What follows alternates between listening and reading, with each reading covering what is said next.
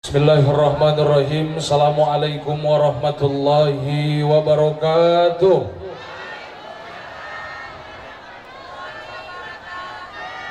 Alhamdulillahil qail, a'udzu billahi minasy syaithanir rajim. Bismillahirrahmanirrahim. Laqad kana lakum fi Rasulillahi uswatun hasanah liman kana yarjullaha wal yawmal akhir wa dzakarallaha katsira. Shadaqallahul azim wa shadaqa rasuluhun nabiyul karim wa nahnu ala dzalika minas syahidin was syakirin walhamdulillahi rabbil alamin. Yang sama kita hormati, kita muliakan para alim ulama, tuan-tuan guru, tokoh-tokoh masyarakat, para imam-imam masjid yang berhadir pada malam hari ini. Yang terhormat keluarga besar Gerakan Pemuda Al-Jam'iyatul Wasliyah Provinsi Sumatera Utara, Abang Anda Ketua Haji Julham Effendi Siregar ST, beserta seluruh jajaran pengurus yang berhadir pada malam hari ini. Yang terhormat Ayahanda Pimpinan Wilayah Al-Jam'iyatul Wasliyah, hadir bersama kita pada malam hari ini Al-Ustadz Haji Alim Nur yang berhadir pada malam hari ini. Yang terhormat Bapak Ketua BKM beserta seluruh perangkat, kepala desa, seluruh organisasi masyarakat Islam yang berhadir pada malam hari ini, para kori-kori kita nasional dan internasional yang tergabung di dalam El Jadid Sumatera Utara, yang merupakan kori kebanggaan Provinsi Sumatera Utara yang sudah beberapa kali menjadi juara di Musabaqah Tilawatil Quran. Kalau ustadz-ustadz yang di depan ini, Bapak Ibu, merupakan kori kebanggaan Sumatera Utara nasional dan internasional. Saya juga alhamdulillah pernah menjadi juara kedua tingkat kelurahan dari 3 orang peserta. Cuman yang satu dinyatakan sakit, otomatis peserta tinggal 2 orang. Kita berdoa kepada Allah, dari generasi-generasi kita yang hadir pada malam hari ini akan lahir bibit-bibit Quran yang dapat membanggakan kampung kita ini, terkhusus di Musabaqah Tilawatil Quran. Bapak-bapak, ibu-ibu, saudara-saudari kaum muslimin wal muslimat, yang besar tak dihimbau gelar, yang kecil tak disebut nama. Insya Allah kita semua dimuliakan Allah Subhanahu wa ta'ala.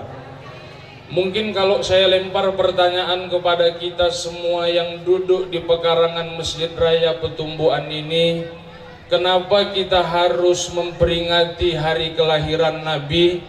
Mungkin banyak yang menjawab di antara kita, karena kita ingin menghidupkan syiar agama Islam, Pak Ustadz. Mungkin juga banyak yang bilang karena kita ingin lebih tahu lagi bagaimana sebenarnya sosok Nabi Muhammad itu. Tapi saya yakin tidak sedikit yang menjawab kenapa kita mesti memperingati hari kelahiran Nabi ini.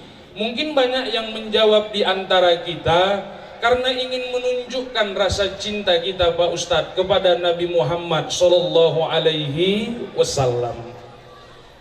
Ibu, anak ibu ulang tahun aja pun kadang ibu rayakan. Paling tidak makan bersama keluarga. Pigi-pigi ke tukang bakso, makan ayam penyet. Hari ini kan Pak, Indonesia terkenal sebagai negara yang paling kejam terhadap ayam. Ayam ada yang dipenyet, ada yang dikeremes, ada ayam ungkep, ayam bakar, ayam bacok. Saya rumah makan ayam yang belum saya singgahi, Bang Julham, di dunia ini cuma satu, rumah makan ayam lepas. Karena begitu ndak mampir, aku pun berpikir ini pasti lama ini karena belepasan ayamnya. Ibu, suami ibu ulang tahun saja pun kadang ibu rayakan, paling tidak buat surprise kejutan. Ibu pergi ke pajak Petumbuan, ibu beli kemeja, sarung, baju koko, ibu bungkus kertas kado. Padahal sebenarnya suami ibu pun lupa kalau dia ulang tahun. Ibu sampai pintu depan rumah, biar agak kelihatan mesra sikit, ibu petik setangkai bunga bangkok. Supaya lebih seru, ibu sampai depan pintu rumah, suami ibu pun bilang, udah pulang mah, udah Pak, happy birthday to you, kata ibu juga.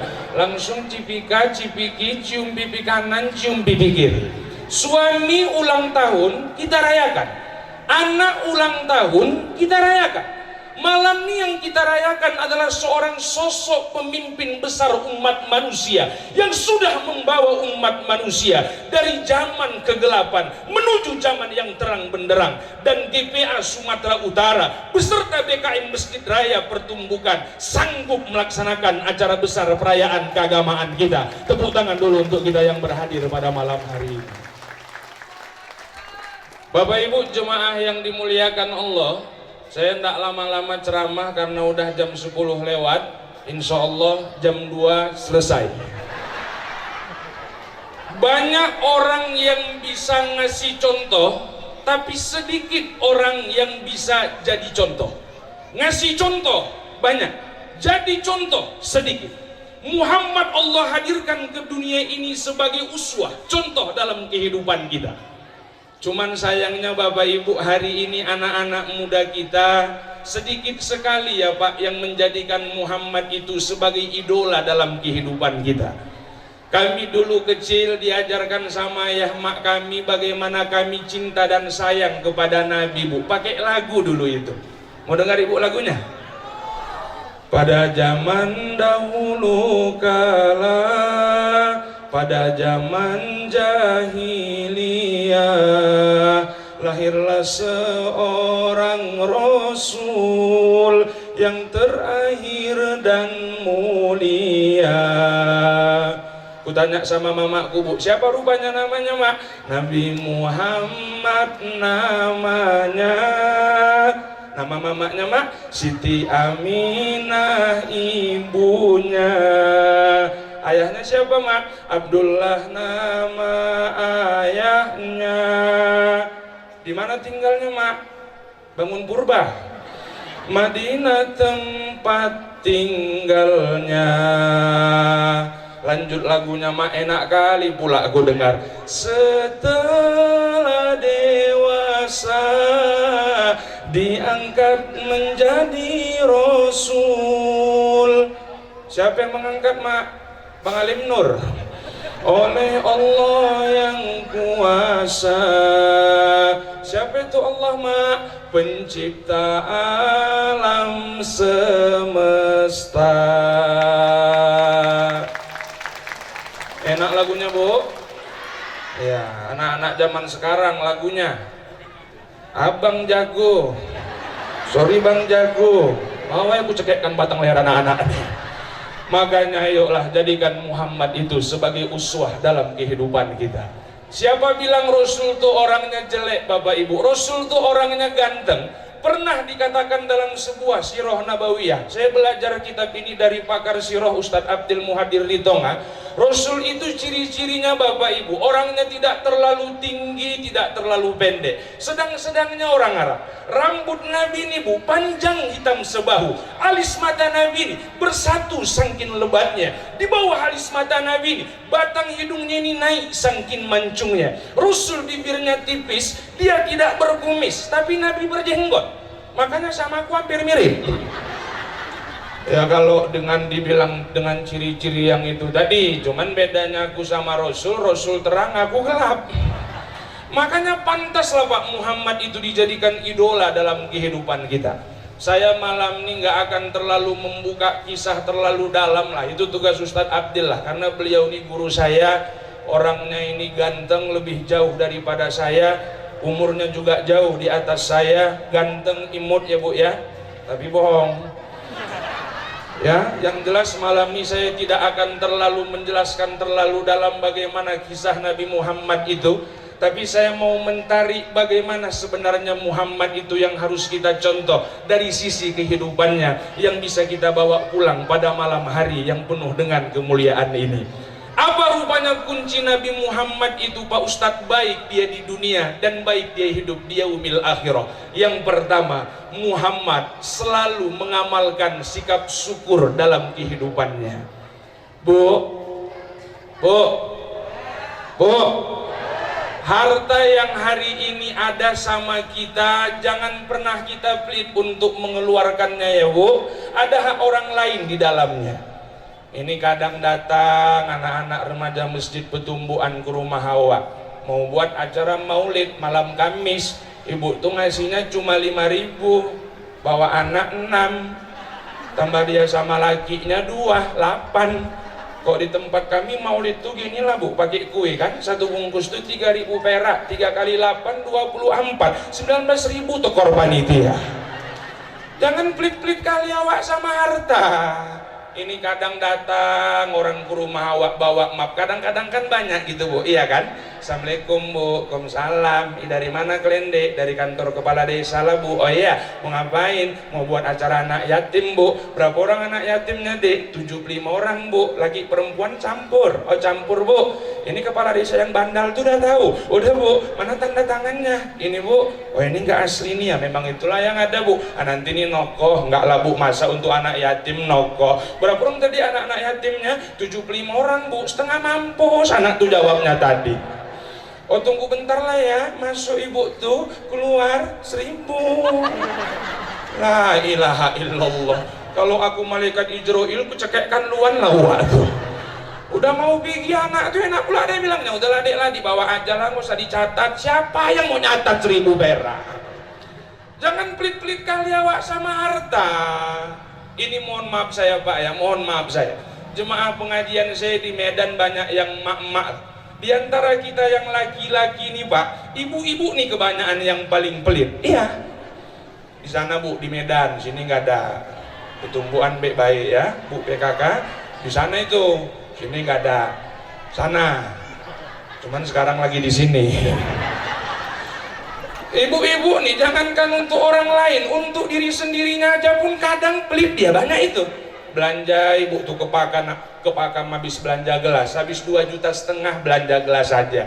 Ada modelnya tangkinya panjang, tempat minumnya sedikit, sekali minum ceret habis. Ada pula modelnya opal, ada pula modelnya lonjong. Sampai di rumah lakinya minum tetap gelas hadiah rinso. Ditanya sama lakinya, oh dek ada apa bang? Kulihat kau semalam baru belanja gelas. Ya bang, itu gelas untuk siapa? Untuk hari raya. Hari raya untuk siapa dek? Untuk tamu. Lebih sayangan lagi dia pak tamunya daripada sama lakinya. Ini sampai ninggal gelas lakinya, gelas hadiah rinso aja. Sekali pecah gantinya gelas daya pula, itulah ilaha illallah. Jangan pelit-pelit kali awak sama harta ya bu. Hidup nih yang kita cari, kata Pak Sibarani tadi yang mudah pulang tuh, bukan perkara banyak tapi perkara berkahnya. Pandai kita untuk mensyukurinya. Boleh orang Islam tuh kaya raya rupanya Pak Ustadz. Orang Islam tuh harus kaya kata Nabi Muhammad, tidak boleh miskin. Boleh orang Islam tuh punya mobil banyak Pak Ustadz, beli mobil tuh banyak-banyak. Tapi ingat, jadikan mobil kita itu sebagai jembatan kita untuk mendapat pahala dan ridho dari Allah Subhanahu wa ta'ala. Sekali-sekali awak buat acara maulid kayak gini Pak Kepala Desa. Mana-mana yang punya mobil, orang-orang petumbuhan nih, jemput kenapa Ustadz tuh sekali-sekali?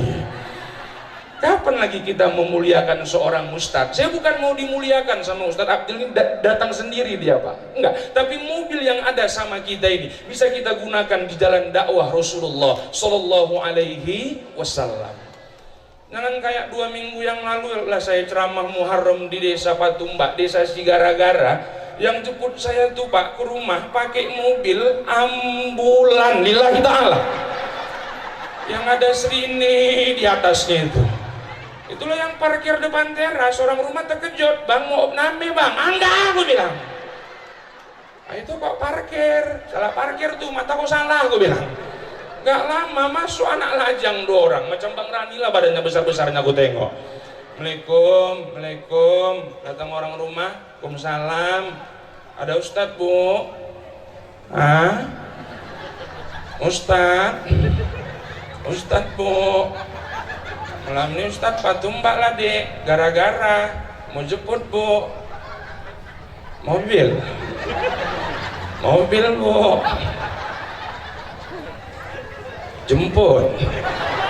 jemput bu, jemput bu.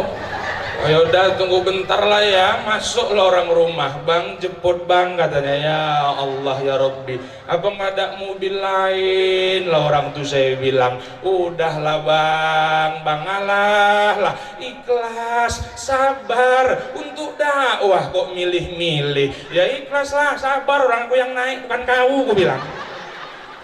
Udah mau naik pintu depan tuh saya Pak, saya tengok bak belakang tuh kan kapan semua. Saya tanya, di ini kan kapan untuk siapa? Untuk mayat lah, masa untuk ustaz? Kata la ilaha illallah.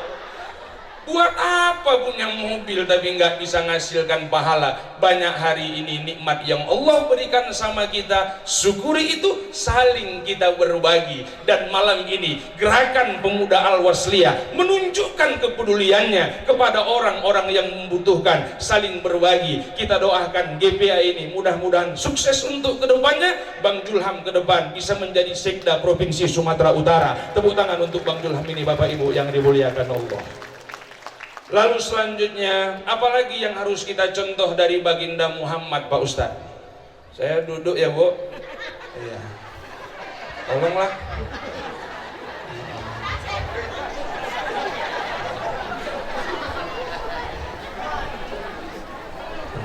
Goyang.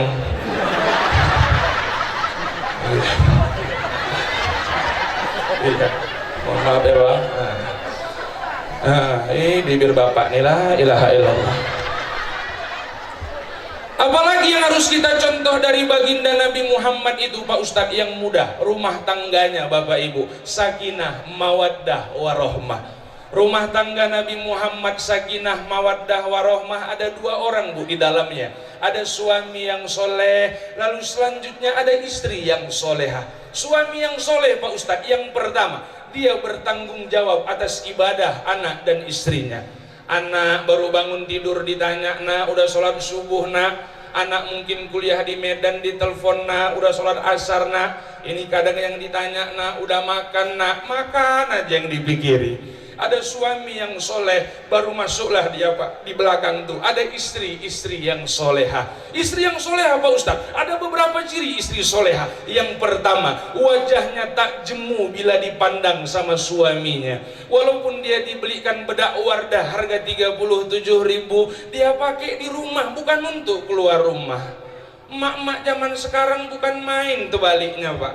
Kalau udah keluar rumah bibir nih merah, udah habis merah biru, habis biru kuning, bawahnya pula putih. Lama-lama pun udah macam kentrata muka ibu.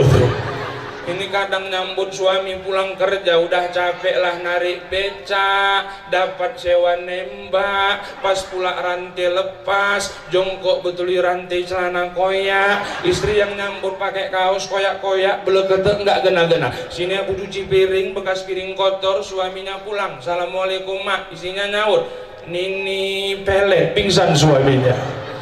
Ibu-ibu, kata Nabi Bu, bukan kata saya, jangan marah. Siapa wanita yang berhias keluar rumah hanya untuk mendapat sanjungan dari laki-laki lain, sepanjang dia keluar, semua malaikat mengutuk dia.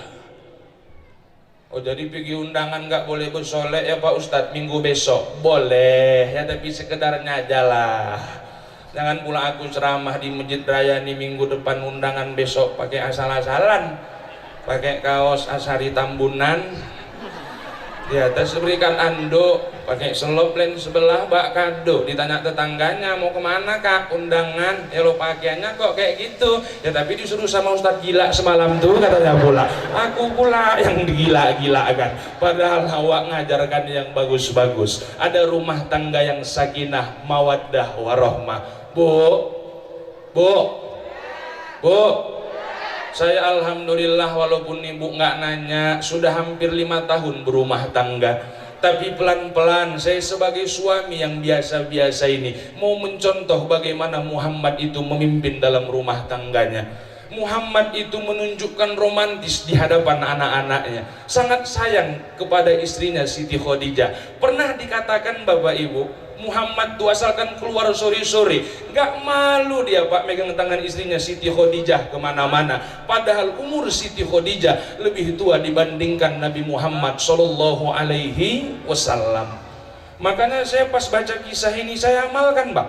Pas waktu berangkat ke Pajak Ikan Lama, ke Medan Mall, saya pegang Bu tangan istri saya, biarlah agak lebih sedikit ditengok orang. Makanya dia pun bingung, abang ini nyontoh Nabi Muhammad apa cemana ini, kata dia juga. Ibu pasti nanya, kok dipegangi Pak Ustadz? Karena kalau nggak dipegangi semua nanti diambilnya, tas, cincin, jam, kalung, awak juga yang pening jadinya. ada rumah tangga yang sakinah, mawaddah warahmah. Mudah-mudahan ini dapat kita contoh dalam kehidupan rumah tangga kita masing-masing, Bapak Ibu yang dimuliakan Allah. Apalagi di zaman corona ini Bapak Ibu, ekonomi kita belum memungkinkan adanya. Semua terkena imbas dari COVID-19 ini. Bukan hanya tukang-tukang penjualan sayur di pasar yang terkena imbasnya, bukan hanya tukang beca, tukang bangunan yang terkena imbasnya, tapi penceramah-penceramah kita pun Pak juga terkena imbasnya. Saya alhamdulillah semalam mi'raj semalam banyaklah yang jadwalku terima, hampir semua yang dibatalkan. Oyong juga awak berjalan kemana-mana. Tapi saya yakin dan percaya semua ini ada hikmahnya. Kita kembalikan kepada Al-Quran, Al-Baqarah ayat 45, wasta'inu bis-sabri was-shalah. Jadikanlah sabar dan sholat itu sebagai penolongmu, kata Allah Subhanahu wa ta'ala. Bu, ibu lah yang mengambil hari ini keuangan dalam rumah tangga tuh ya Bu. Biarlah rezeki yang dicari bapak nih pergi pagi pulang malam dia sikit tapi barokah daripada banyak datangkan musibah. Apalagi memang rezeki berumah tangga ini saya alami memang Bu, fluktuatif kalau bahasa ekonominya, kadang naik kadang turun. Saya dulu sebelum berumah tangga Bang Rani, rezeki saya pas-pasan kok, nggak kesana kemari ceramah. Tapi sudah berumah tangga, luar biasa rezeki yang Allah berikan untuk kami berdua. Makanya aku bilang sama biniku, berkat perjuangan dan doa kita bersama, sekarang hidup kita cukup segalanya. Artinya ada keberkahan dalam rumah tangga kita Bapak Ibu yang dimuliakan Allah. Lalu yang terakhir, tidak lama-lama lah, Ustaz Abdil udah gatal-gatal kakinya mau naik ke atas pentas nih. Yang terakhir, apa yang harus kita contoh lagi dari baginda Muhammad? Muhammad selalu menjaga kebersamaannya, hubungan ukhuwah Islamiyahnya dimanapun dia berada. Cuman kadang penyakit kita orang Islam hari ini satu ya Bapak Ibu, mohon maaf saya sering saya sampaikan ini Pak di mana-mana. Saya memang jelek-jelek gini Bu, tapi alhamdulillah lah sudah beberapa kali saya diundang orang ceramah ke luar negeri. Saya nggak nyombongkan diri Bu, demi Allah saya nggak sombong. 4 hari yang lalu saya baru pulang dari kedutaan besar Turki Pak Kades, Jalan Tuntungan belok kiri. Dan terakhir tadi sore saya baru pulang ceramah dari Belanda, belakang rumah janda. Apa yang saya katakan, penyakit kita orang Islam ini satu Pak, kita hari ini banyak tapi mudah kali untuk berpecah belah. Padahal indah sekali Bu dalam Islam itu. Orang Islam dengan orang Islam harus seperti dua tangan, jangan kayak dua mata. Lihatlah dua tangan walau jauh tetap kompak. Tangan kiri gatel kanan garukkan, tangan kanan gatel kiri garukkan, dua-dua gatel garuk-garukan. Tapi kata Nabi, jangan kalian hidup kayak dua mata, dekat gak pernah akur. Walaupun marganya sama-sama simar mata, tapi mata kanan dekati kiri, kiri menjauh. Mata kiri dekati kanan, mata kanan menjauh. Kecuali orang juling jumpa di tengah. Jaga kekompakan kita, jaga kebersamaan kita di akhir zaman yang cukup luar biasa ini. Hati-hati. Orang-orang di luar sana sedang mencoba bagaimana hari ini kebersamaan, persatuan umat Islam saat sekarang ini. Lihat semalam di Perancis, presidennya Jahannam laknatullah, mau dicobanya kita bagaimana hari ini kebersamaan umat Islam saat sekarang ini. Tapi satu pesan Nabi Muhammad di akhir zaman ini, orang Islam di akhir zaman ini Bapak Ibu harus mencontoh seekor binatang. Binatang Pak Ustadz, dia binatang apa Pak Ustadz? Lebah. Tengok Bu, dari 114 surah dalam Al-Quran, Allah letakkan dan muliakan satu surat lebah di dalamnya. Itulah Quran surah An-Nahl. Apa rupanya kemuliaan lebah ini Pak Ustadz? Kata Nabi Muhammad, masalul mu'min kamasalin nahal. Perumpamaan orang-orang mukmin itu harus kayak lebah ya, kata Rasulullah. Apa yang harus kita contoh dari lebah itu Pak Ustadz? Yang pertama, lebah adalah seekor binatang yang suka akan kebersamaan, tak suka akan pertengkaran. Tengok Pak, kalau kita lihat sarang lebah hinggap di satu pohon, kita ganggu sarangnya, lari kita kemana? Dikejarnya. Berondok awak ke dalam parit dekat Masjid Raya Petumbuhan ini, ditunggunya itu. Kapan kau keluar? Hajab kau buat, kata lebah itu pula. Kita orang Islam ini pun harus seperti itu juga Bapak Ibu. Kita tak pernah mengganggu orang di luar sana. Orang di luar sana jangan coba-coba pernah mengganggu kita. Orang itu katakan jual, kita pasti katakan beli. Umat Islam itu cinta akan kedamaian, tak suka akan pertengkaran. Itu yang pertama. Lalu yang kedua, apalagi yang harus kita contoh dari lebah itu Pak Ustadz? Setelah dia berkumpul, banyak pula mengeluarkan manfaat khasiat untuk orang lain. Apa itu Pak Ustadz? Madu. Tengok Bu, semalam saya baca buku, judul buku ini 100 terapi pengobatan madu. Penerbitnya dari Yogyakarta, lembar halamannya 215 halaman. Nama pengarangnya Profesor Dr. Haji Yusuf Sanusi. Rupanya madu ini, Allahu Akbar subhanallah, bisa menyembuhkan segala macam penyakit manusia. Bisa menyembuhkan panas dalam, bisa menyembuhkan jerawat. Bahkan luar biasanya Pak, madu ini bisa mencegah orang yang sekarang ini terkena asam lambung. Dan bahkan luar biasanya Bu, rupanya madu ini, saya baca terakhir, bisa mengurangi orang yang malam ini berat badannya berlebih. Aku nggak kuamalkan, makanya aku nggak kurus-kurus. Terutama sama ibu-ibu PKK yang kegemukan. Bisa Pak Ustadz? Bisa. Macam mana caranya Pak Ustadz? Asalkan ibu rela di madu, kuruslah ibu itu. Gila Ustadz nih kata ibu itu pula. Ayo kita orang Islam nih pun harus seperti itu juga ya Bu. Dimanapun kita diletakkan harus punya manfaat untuk orang lain. Khairun nas anfa'uhum linnas. Sebaik-baik manusia adalah manusia yang terbaik untuk orang lain. Ayo yang pertama, jadikan Muhammad itu sebagai tokoh idola dalam kehidupan kita. Lalu yang kedua, kita orang Islam harus bangga punya hari-hari besar perayaan keagamaan kita. Lalu yang ketiga, banyak kita bersyukur ketika hari ini Allah berikan nikmat untuk kita, saling kita berbagi. Masjid hari ini sedang dalam tahap pembangunan, membutuhkan uluran tangan orang-orang kaya hari ini yang berlebih hartanya saat sekarang ini. Ayo kita jalankan kota infak mulai dari sekarang. Kita kutip dana berapa hari ini yang didapat oleh orang-orang yang berhadir pada malam hari ini. Lalu yang keempat, jaga kebersamaan kita, jaga kekompakan kita. Insya Allah kalau kita kompak, yakin dan percaya, keberkahan tetap Allah turunkan untuk kita semuanya. Bapak Ibu hadirin yang dimuliakan Allah, inilah saya Muhammad Yasir Tanjung menyampaikan ceramah dengan gaya otodidak saya. Kalaupun kita harus sedikit tertawa dengan ceramah itu, silahkan kita tertawa, tapi yakinlah Pak, tertawa itu hanya metode dakwah saja supaya kita tak jenuh untuk mendengarkannya. Kalau Bapak Ibu cerdas, ada hikmah yang saya sampaikan itu tadi. Ya kalaupun Bapak Ibu kurang dengan ceramah saya, karena di Galang ini hampir sering kali saya mengisi, ya kawan-kawan saya juga banyak yang di Galang ini, ada Ustadz Peri Sabtadi Putra, Ustadz Nur Hadi Sinaga dan lain-lain. Ya kapanpun saya diundang, insya Allah untuk Petumbukan Galang dan sekitarnya, kapanpun diundang saya siap datang, asalkan cocok aja ya Bu ya. Enggak cocok waktunya, bukan cocok yang lain-lain. Aduh, ibu-ibunya si amplop aja. Aku tak seburuk yang ibu kira lah. Saya alhamdulillah Pak ya, di mana-mana ceramah nih baru-barunya lagi Pak, kesana kemari, baru-baru hampir 9 tahun lah. Saya nggak pernah diajari ayah saya, diajari guru-guru saya ceramah tuh minta dibayar Bu, berdosa besar itu.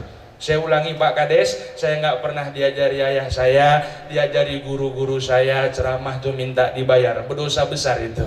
Tapi yang paling berdosa besar, Kades Petumbuhan manggil Ustadz tapi nggak dibayar ya. Jadi mudah-mudahan sedikit yang saya sampaikan dapat kita amalkan dalam kehidupan kita bersama. Kusangka terbit bulan purnama, ternyata bintang tak muncul juga. Dan waktu kita berjumpa, semoga Allah meridhoi pertemuan kita. Kalau ada jarum yang patah, jangan disimpan dalam celana. Kalau ada perkataan Ustadz yang salah, tolong jangan diceritakan kemana-mana. Kalau ada jarum yang patah, siapa yang matahin? Kalau ada perkataan Ustadz yang salah, maaf maafkan Ustadz lahir dan batin. Kalau ada sumur di ladang, tanda petani kurang kerjaan. Kalau ada umur kita panjang, bertemu kita di lain kesempatan. Kalau ada sumur di ladang, silakan ibu menumpang mandi. Kalau tak ada sumur di ladang, tolong bu, jangan sampai ibu tak mandi. Akhirnya saya Ridho Roma beserta kru yang bertugas mohon undur diri dari hadapan Anda. Kita akan berjumpa pada channel yang sama namun dalam gelombang yang berbeda pada kesempatan berpacu dalam ibadah. Buah duku, buah kedondong, udah dulu dong. Burung irian, burung cendrawasih, cukup sekian dan terima kasih. Burung merbuk, burung perkutut, burung garuda si Raja Wali, burung nuri si burung beo. Itulah nama-nama burung yang ada di Provinsi Sumatera Utara yang kita cintai hari ini. Terakhir, pantun khusus untuk ibu-ibu, bukan untuk bapak-bapak, karena saya lihat malam ini yang paling mendominasi kaum perempuan. Kami laki-laki nggak akan sampai ke Masjid Raya ini tanpa sosok seorang perempuan. Pantun yang terakhir saya persembahkan untuk ibu-ibu, tolong dijawab ya bu, masih seputar burung. Burung merbuk si burung balang, terbangnya tinggi sekali. Ibu-ibu di akhir ceramah saya malas menjawab salam. Kudoakan lakinya kawin lagi. Ila liqa ma'as salamah. Wassalamualaikum warahmatullahi wabarakatuh.